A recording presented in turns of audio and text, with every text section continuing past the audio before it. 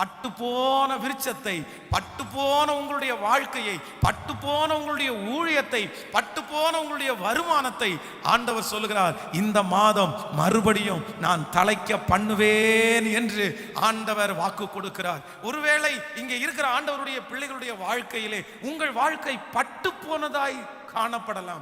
அதனால நிறைய பேர் உங்களை தூக்கி வெளியே எரிஞ்சிருக்கலாம். நீ வேணாம், நீ பட்டு போன ஒரு ஆளு, உன்னால எந்த யூஸும் இல்லை, உன்னால எந்த காரியத்தையும் எங்களுக்கு செய்ய முடியாது, நீ இருக்க வேண்டிய அவசியம் இல்லை, இனி உன்னை வச்சு நாங்க எதையுமே பண்ண முடியாது. பட்டு போன ஒரு விருட்சத்தை அவர்கள் உள்ளே வைக்காமல் எப்படி குப்பையில தூக்கி போடுவார்களோ அதே போல உங்களையோ உங்கள் பிள்ளைகளையோ யாரோ ஒரு நபர் நீங்க பயன்பட மாட்டீர்கள் என்று உதறி போட்டிருந்தாலும் ஆண்டவர் இன்றைக்கு சொல்லுகிறார், இல்லை இல்லை, பட்டு போன உனக்கு திரும்பவும் நான் உயிரை கொடுத்து பட்டு போன உங்களை சகல ஜனங்களுக்கு முன்பாக அவர்கள் கண்கள் பார்த்து கொண்டிருக்கும் போதே, அவர்கள் கண்கள் உங்களுக்கு முன்பாக இருக்கும் போதே அவர்களுக்கு முன்பாக உன்னை வளர்த்துவேன் என்று ஆண்டவர் வாக்கு கொடுக்கிறார். கைகளை உயர்த்தி ஒரு ஹல்லேலூயா சொல்லுங்கள். ஒரு நாள் ஆண்டவருடைய சமூகத்தில் ரொம்ப துக்கமாய் வேதனையோட இருக்கும்போது, இனி என்னுடைய வாழ்க்கை, இனி என்னுடைய ஊழியத்தை திரும்ப கட்ட முடியுமா அப்படின்னு ரொம்ப வேதனையோடு இருக்கும்போது ஆண்டவர் என்னுடைய கண்களுக்கு முன்பாக ஒரு சின்ன ஒரு காட்சி அப்படியே வந்துச்சு. அப்படின்னா ஒரு பெரிய ஒரு தோட்டம், நிறைய மரங்கள் செழிப்பாய் அதுல நிக்குது.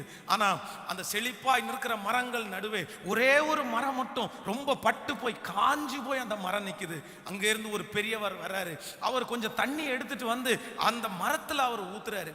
அப்போ சுற்றி இருக்கிற நிறைய பேர் அவரிடத்துல கேட்கிறாங்க, இந்த மாதிரி இந்த மரம் தான் பட்டு போயிடுச்சு இல்ல, இந்த மரம் தான் திரும்பி வரப்போறது இல்ல இல்ல, நீங்க ஏன் இந்த மரத்திற்கு தண்ணி ஊத்துறீங்க, காரணம் என்ன அப்படின்னு சொல்லும்போது அவர் சொல்றாரு, இந்த மரம் உங்களுடைய பார்வைக்கு பட்டு போனது உண்மைதான், ஆனா இந்த மரம் திரும்பவும் இதை நான் துளிர்க்க பண்ணுவேன்.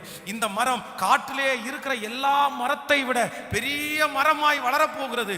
அந்த மரத்தினுடைய கீழிலே ஆயிரக்கணக்கான ஜீவராசிகள் வந்து அப்படியே தஞ்சமடைய போகுதுன்ற அந்த காட்சியை ஆண்டவர் என்னுடைய இருதயத்தில், என்னுடைய சிந்தையில் அப்படியே கொண்டு வந்தார். இன்றைக்கு நானும் உங்களுக்கு சொல்லுகிறேன், ஒருவேளை நீங்களும் அப்படிப்பட்ட ஒரு சூழ்நிலையிலே இருக்கலாம். உங்களை சுற்றி இருக்கிற நிறைய பேர் உங்களை பார்த்து, இனி இந்த மரத்திற்கு எதையுமே நீங்க கொடுக்க வேண்டாம், அந்த மரத்துக்கு நீ உரம் போட வேண்டாம், அந்த மரத்துக்கு நீ தண்ணீர் ஊற்ற வேண்டாம், அந்த மரத்திற்காக நீ ஜெபிக்க வேண்டாம். யாரோ ஒருத்தர் உங்கள் பிள்ளைகளை குறித்து கூட சொல்லி இருக்கலாம், வேஸ்ட்பா, நீ எடுக்கிற முயற்சிகள் வேஸ்ட், அது ஒன்றும் பயனடையாது, அதனால எந்த யூஸும் இல்லை.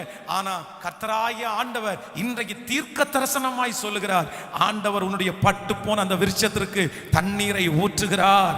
அந்த பிசினஸ்ல ஆண்டவருடைய மகிமையை ஊற்றுகிறார். உன்னுடைய குடும்பத்தில் ஆண்டவருடைய வல்லமையை ஊற்றுகிறார். வெகு சீக்கிரத்தில் ஆண்டவர் அதை வளர பண்ணி சகல ஜனங்களுக்கு முன்பாகவும் கர்த்தர் மிகவும் வெற்றியாய் வைக்க போகிறார் என்று நம்புறவர்கள், அப்பொழுது உன் சொந்தங்கள், உன் பந்தங்கள், உன்னை சுற்றி இருக்கிற அநேகம் பேர் உன்னிடத்திலே வந்து தஞ்சம் அடைகிற நாள் வரும் என்று நம்புறவர்கள் கரங்களை தட்டி அந்த வாக்கு தத்தத்திற்காக கரங்களை தட்டி கர்த்தருக்கு மகிமை செலுத்தலாம். ஹல்லேலூயா. சோ நம்முடைய ஆண்டவர் யார் அப்படின்னா, பட்டு போன விருட்சத்தை தழைக்க பண்ணுகிறவர். இந்த உலகத்திலே இருக்கிற எந்த நபராலும் பட்டு போன ஒரு விருட்சத்திற்கு ஜீவன் கொடுக்க முடியாது, உயிர் கொடுக்க முடியாது.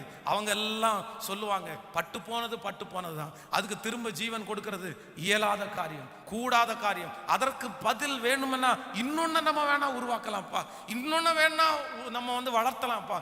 ஆனா பட்டு போனதை நீங்க திரும்பி பார்க்க கூடாது.